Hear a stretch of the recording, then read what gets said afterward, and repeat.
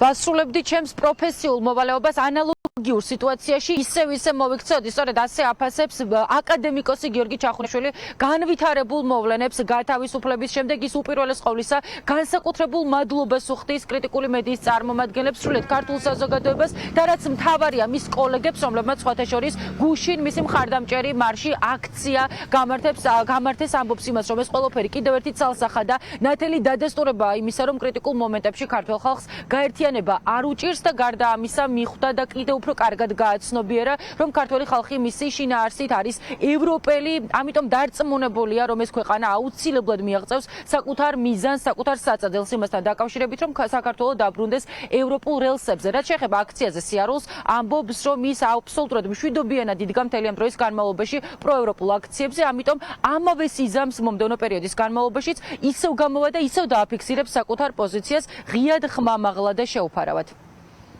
რადიო, პრესა, ტელევიზიები, რა ვიცი, სულ ყველა, ჩემი კოლეგები, ახლობლები, ოჯახზე აღარ მაქვს ლაპარაკი.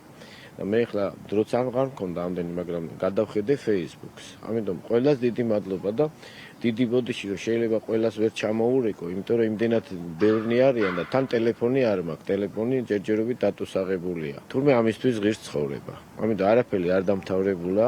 გამოვედი მხნეთა ვარ, ჩემში არაფერი არ შეცვლილა. გუშინ რო აქცია იყო, ეს ვნახე მე. აი მედიკებმა რა დაამტკიცეს. აი თანაცხოვრობა ადრე თუ ბოლო ხომ უნდა დავიწყოს. ამიტომ იქ იყო სხვადასხვა გემოვნების, პოლიტიკური გემოვნების პიროვნებები, რომლებიც ჩემი მეგობრები არიან, ჩემი გაზრდილები არიან, ზოგის თანატოლებია ვართ, ზოგი ჩემზე უფროსია.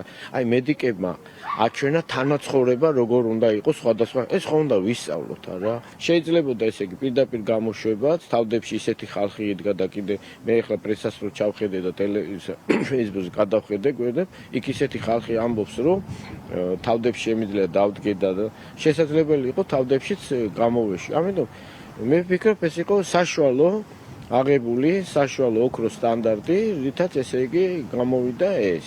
მე უხეშობა მაგათგან არ შემიტყვა და მაგათ თვალებში ამოვიკითხე, რომ მაგათთანაც შეიძლება თანაცხოვრება, მაგათაც ეს სხვადასხვა მიმართულების, გემოვნების თანაცხოვრება. აგრესია ყოველ შემთხვევაში ჩემზე ვერ დავინა. აგრესიული და ის არასდროს არ ყოფილა, არც გუშინ, არც დღეს და არც ხვალ არ ვიქნები და ის რასაც ამბობდნენ რა აგრესია, ის მე ვასრულებდი, ჯერ ქუჩაში არც მალავ მაგას, არც მაშინ დამიმალია და არც ვიდექი ქუჩაში, კიდე აქციებზე კიდე ვიქნები და იქ რასაც ვასრულებდი მე აგრესია არავის მიმართ არ ყოფილა, იქ მე ვასრულებდი იმ წუთში ლაპარაკი სადაც არის, ვასრულებდი პროფესიონალურ მოვალეობას. 4 ოქტომბრით არც არაფერი დაწყებულა და არც არაფერი დასრულებულა, ასე აფასებს აკადემიკოსი დედაქალაქში განვითარებულ პროცესებსა და მოვლენებს, ამბობს, რომ ძალიან სამწუხაროა ის სცენარი, რომელიც საზოგადოება 4 ოქტომბერს იხილა, თუმცა ამის პარალელურად ფიქრობს, რომ გაკვეთილი სწავლა არის ნებისმიერ დროს შესაძლებელი, ამიტომ სრულიად ქართულ საზოგადოებას, მათ შორის პროევროპულ ოპოზიციურ პარტიებს მოუწოდებს ერთი კონკრეტული იდეის გარშემო გაერთიანებასა და კონსოლიდაციას იმისთვის, რათა დემოკრატიულად მიაღწიოს ქართულმა ხალხმა საკუთარი სურვილის ასრულებას და საბოლოო ჯამში ყველამ ერთად მოახერხონ იმ იდეის განხორციელება, რომ საქართველო დააბრუნონ ევროპულ რელსებზე და ჩვენს ქვეყანას დაუბრუნონ ის ევროპული განვითარება, რომელიც შეაფერხა და რომლის კენსვლად შეაფერხა ქართულმა ოცნებამ. ევროპული მიმართულების ყველა ოპოზიციურმა პარტიამ ჭალებში დღეს ეს როგორც ეტყობა ბევრი არ არის, ამიტომ თანაცხოვრება უნდა ვისწავლოთ და ეს უნდა მოითხოვოს საზოგადოებამ. როგორც საზოგადოების დამსახურება და მათში ყველა შედის რადიო, პრესა, ტელევიზია, ექიმები, სხვადასხვა პროფესიის წარმომადგენლები, საზოგადოების ყველა წევრი.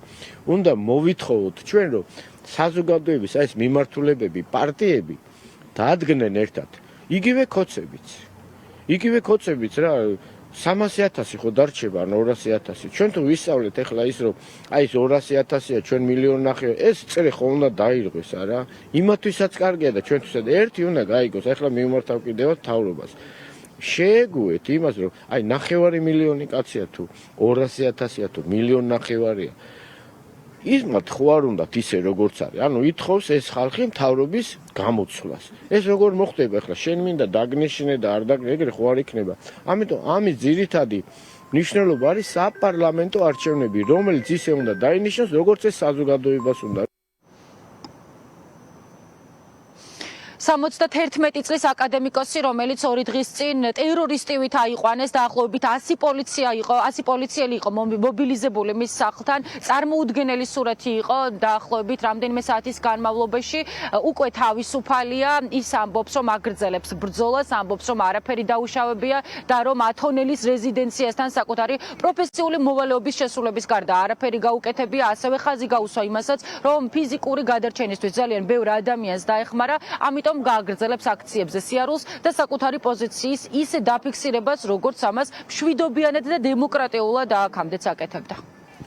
პირდაპირ ეთერში ხატია სამხარაძე საუბრობდა.